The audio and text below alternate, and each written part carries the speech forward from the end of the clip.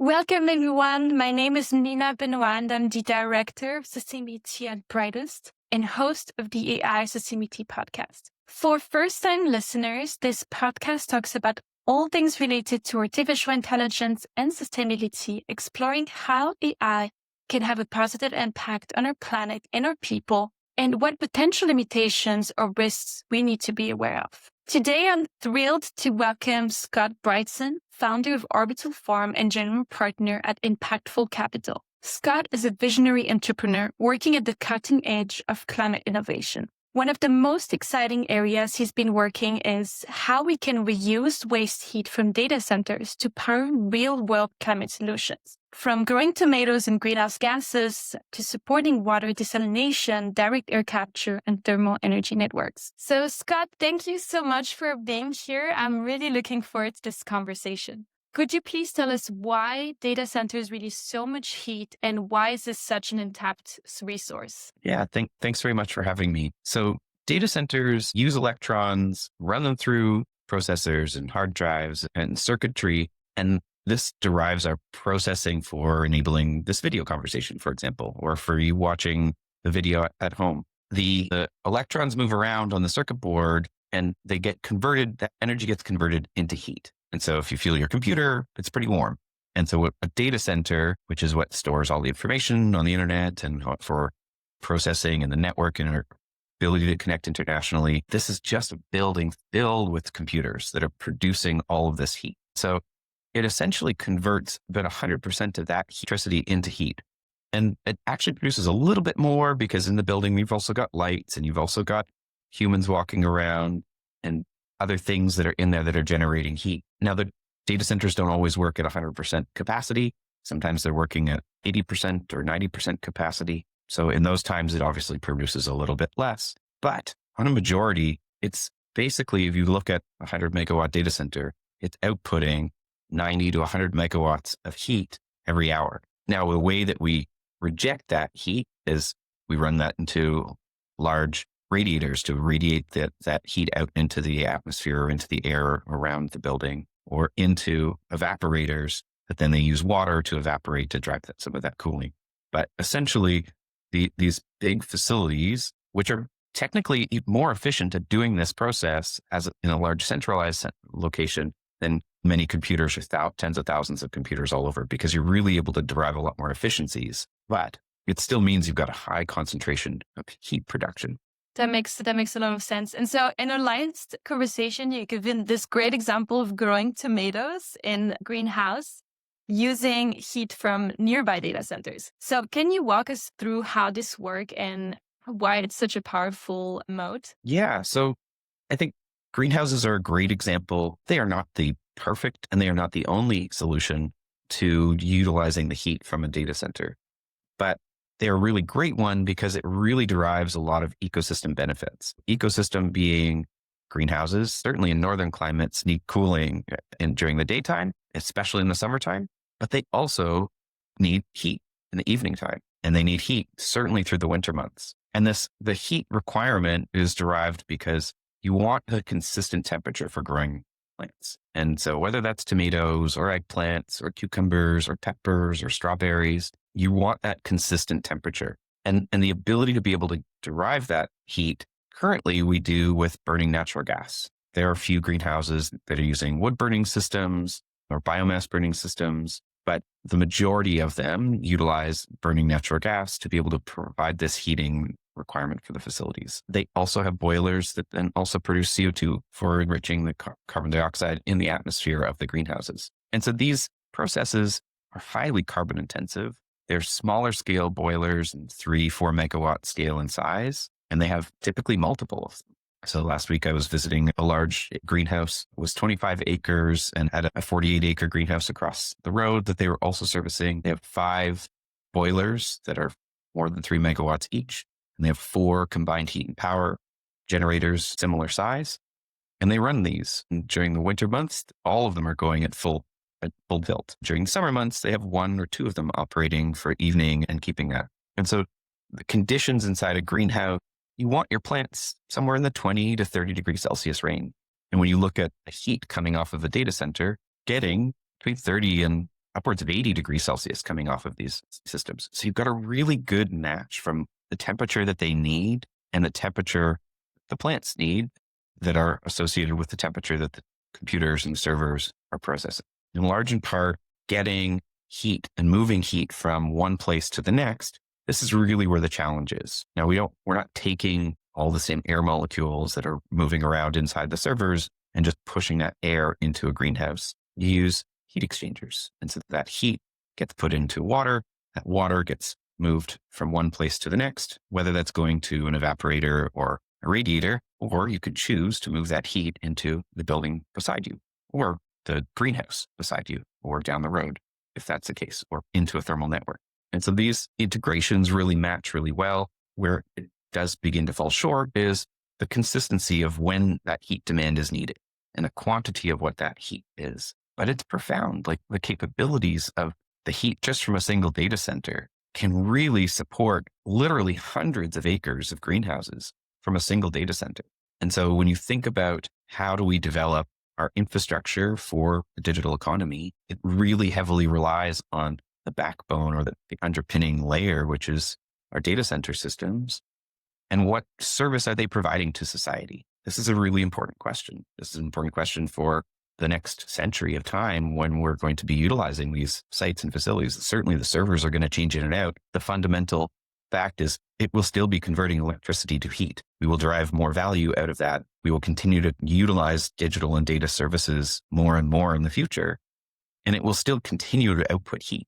And so we should be developing our infrastructure with this mentality in mind and understanding in mind that designing for heat reuse first is a critical step in the longevity of that business, longevity of our communities and societies, the benefit of people and the business itself. That you can remove all the sustainability layers to this. You're removing costs from producing food. You're accessing electrical energy that would otherwise be uneconomical to produce tomatoes or peppers or anything, just electrically heating these facilities. And you're removing the carbon footprint from one side, but you're also reducing the cost of cooling the data center. So it really creates a win-win situation for both of these facilities. Exactly. It really does sound like a revolutionary concept that is a win-win for everyone, really. What's also cool on that is it's not even that revolutionary. Like we've had greenhouses integrated with waste heat since one of the facilities I found here in Ontario was in the 1970s, and it was connected to a nuclear power facility. And they took some of the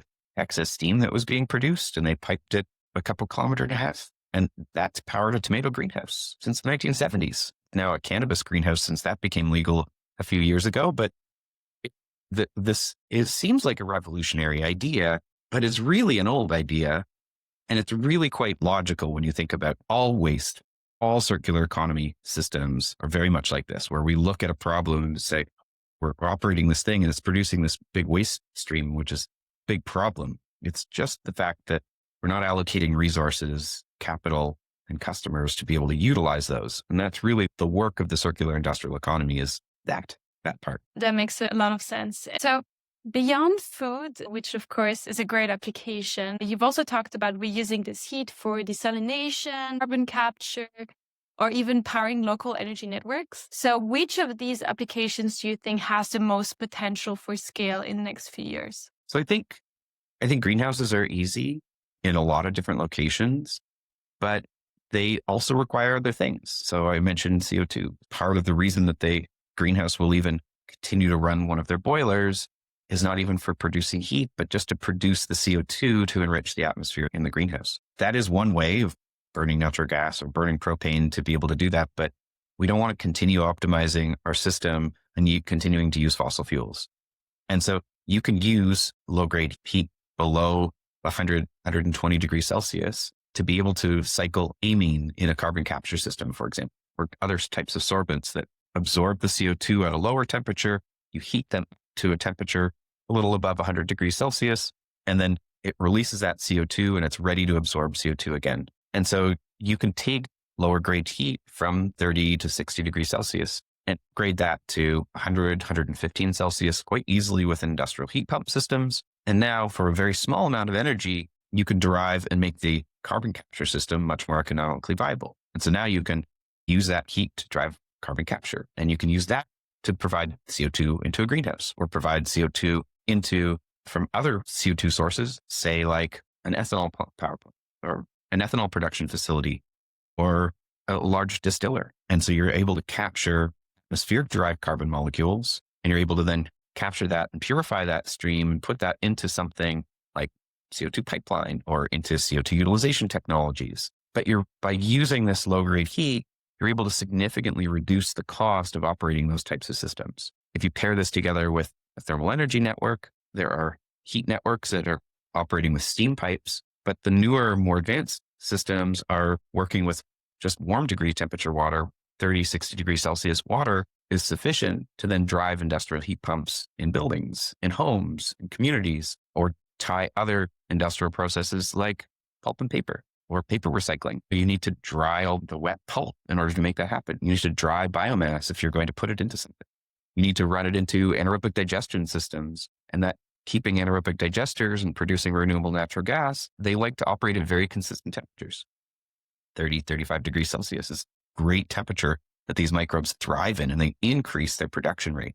But if you have to use another energy source to run and continue keeping that heated, the economic situation of that business is not viable. And so this is a great way of tying other types of industrial processes. The big problem, why this isn't being done everywhere, is that where we develop our data centers isn't currently where these other industrial processes exist, or these industrial processes or other heat sinks just aren't co-located or aren't being developed. And so they need to be brought to the same in the local area so that heat is, we can't move the heat 1,000 kilometers. We can move the heat kilometers like that. That is definitely sufficient, and that's definitely possible.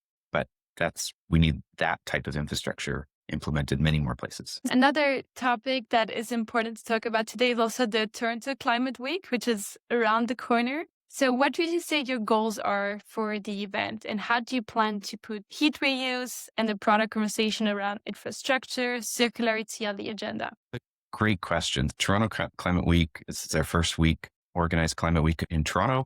This year, it's taking place October 1st, 3rd, and it's going to be fantastic. It's really an overwhelming positive interest in the week. What is really focused on trying to bring a lot more people under the tent, a lot more, keeping it very accessible to consumers, to businesses that might not know where to go, where to start, but also the sophisticated side events for businesses and operations that are trying to understand how they can make an impact, how they can develop more sustainable products, learn about new processes, learn about investment opportunities from an investor standpoint, companies that are looking to raise capital as well. And so we've got a series of different side events that are taking place, plus a main stage event. And then subsequently next year in June, it'll be a full week where we've got more time to plan and more individuals to bring together. So from a heat reuse standpoint, some of the work that I'm doing is trying to organize some investor meetings together with other investment funds and other investment fund managers, with investors looking to allocate into funds. I think that this is really a place that we need a significant amount more effort. We've invested a lot of capital into new innovation, and we really need to spend many more of our financial resources on deploying the technologies and assets that we have. And this really comes from identifying new opportunities. And there are thousands of projects around the world where they need capital to get going and they need money to move ahead. And this is a really scarce place in capital. And like I was mentioning earlier, heat reuse, sustainable data centers, sustainable products that are produced, and setting up new manufacturing capacity, whether that's renewable natural gas, whether that's recycling facility, whether that's a new data center, power AI, or other digital services.